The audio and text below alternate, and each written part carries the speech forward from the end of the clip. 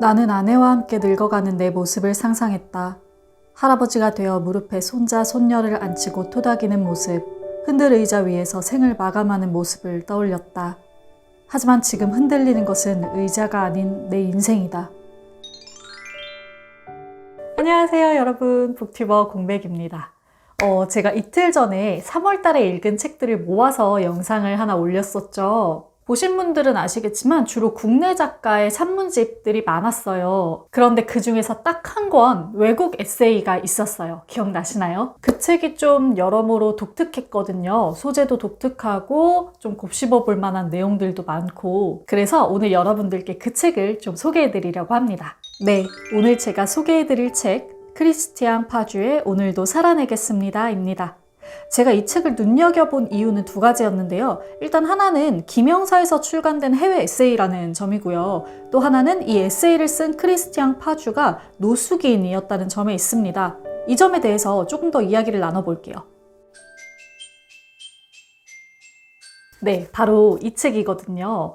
이 책의 작가인 크리스티앙 파주는 원래 되게 잘 나가는 소믈리에였다고 해요. 그런데 한순간에 집과 가족, 직장을 모두 잃고 노숙인 신세가 되고 맙니다. 독특하게도 자신의 길거리 생활을 트위터를 통해서 모두에게 공유하게 되고요. 그것을 시작으로 바로 이 책, 오늘도 살아내겠습니다까지 출간하게 돼요. 이 책의 원서 제목이 벨빌의 마음이거든요. 에밀 아잘의 자기 앞의 생을 통해서 잘 알려진 도시 벨빌을 배경으로 하고 있는 책이에요. 거리 생활을 하면서 한 장씩 한 장씩 쓴 종이를 이 책의 편집인인 엘로아 오장로조에게 하나씩 전달해가면서 완성한 책입니다. 노숙 생활을 하면서 트위터 유명 인사가 되거나 책을 쓴다는 게 가능한가? 이런 생각이 좀 들었고요. 또 그 당사자가 묘사하는 길거리 생활은 과연 어떨까 하는 궁금증이 들어서 이 책을 읽게 됐어요.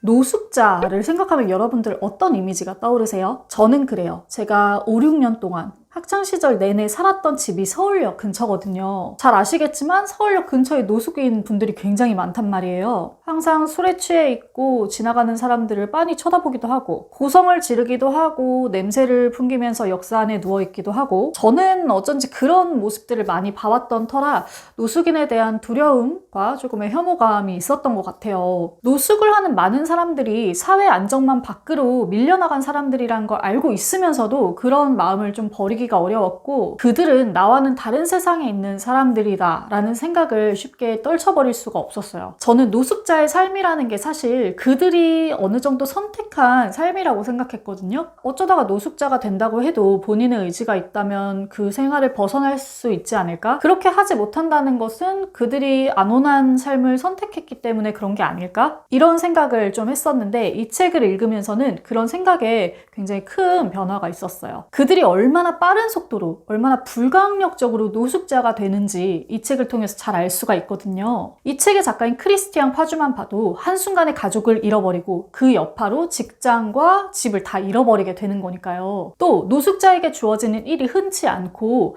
일이 주어진다고 해도 굉장히 보수가 적은 불규칙적인 일들 뿐이니까 보금자리를 구하기가 쉽지도 않고요. 또 수시로 범죄와 폭력, 위험한 상황에 노출되기 때문에 정신의 건강, 신체의 건강을 챙기기가 매우 어려운 상황이기도 하고요. 집을 잃은 사람이요, 노숙자가 되기까지 2주면 충분하대요. 즉, 불가피한 사정으로 보금자리를 잃어버린 사람이 2주만 거리 생활을 하면 남들이 보기에는 10년 된 노숙자나 2주 된 노숙자나 다를 바가 없다는 거죠. 크리스티앙 파주의 목소리로, 즉 당사자의 목소리로 이런 노숙인들의 생활과 사정에 대해서 이야기를 들어보니까 지금까지는 한 번도 생각한 적이 없던 그들의 사정을 처음으로 생각하게 되더라고요.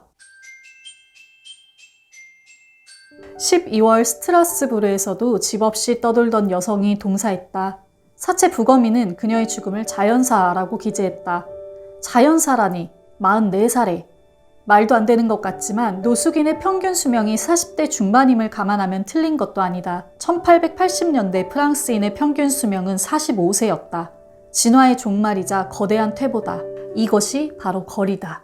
네, 이 책에서는 크리스티앙 파주가 3년 반 동안 거리 생활을 한 사연이 아주 생생하게 담겨져 있어요. 특히 이 노숙인 분들이 어떤 위험에 노출되어 있는지를 잘 알 수 있습니다. 방금 읽어드린 부분처럼 노숙인의 평균 수명이 40대 중반이라고 하죠. 글 쓰는 의사 남궁인 작가님도 나이에 비해 병세가 심한 환자가 오면 그들 중 8할은 노숙인이다 라고 이야기했을 정도죠. 또 노숙자들이 노숙 생활을 유지하는 기간이 평균 5년이라고 해요. 즉, 그 사이에 누군가는 죽고 실종되고 떠나가고 한다는 거죠. 물론 크리스티앙 파주처럼 다시 보금자리를 찾아서 정착하는 사람들도 있고요. 이 책을 읽어보면 전반적으로 한국의 노숙자들보다는 그래도 프랑스 노숙자들의 사정이 낫지 않나라는 생각이 들거든요. 비교적 끼니를 걱정 없이 해결할 수 있고 노숙자를 도와주려는 사람들도 훨씬 더 많은 것 같아요. 그런 프랑스에서도 이렇게 다양한 어려움과 위험을 겪는데 내가 몰라서 그렇지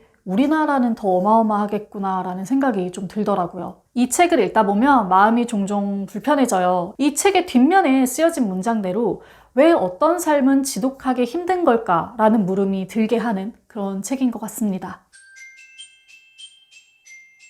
자, 말씀드린 것처럼 이 책은 읽다 보면 종종 마음이 불편해져요. 하지만 그럼에도 불구하고 이 책이 절망적으로 느껴지지 않는 이유는요. 이 노숙인들을 도와주는 손길 또한 많다는 것을 이 책을 통해 알 수 있기 때문입니다. 정기적으로 노숙인들을 위해 식사를 나누는 사람들, 욕실을 빌려주고 옷을 세탁해주는 사람들이 있어요. 크리스티앙 파주 역시 지나가던 변호사의 도움을 받아서 아들과 만날 수 있게 되기도 하고요. 한파가 들이닥친 밤에 따뜻한 잠자리를 얻기도 합니다. 또 거리의 동료들 덕분에 위험에서 벗어나기도 하고요. 이 책의 뒷면에 보면 정호승 시인이 써주신 추천사가 있어요. 이런 문장이 들어있습니다. 인간은 결국 사랑과 희망의 존재라는 사실을 깨닫게 해준다. 노숙자가 쓴 이야기라고 하면 뭔가 굉장히 절망적인 이야기일 것 같죠. 하지만 이 책 오늘도 살아내겠습니다를 통해서는 뜻밖에도 희망과 사랑의 이야기도 함께 발견하게 되는 것 같아요.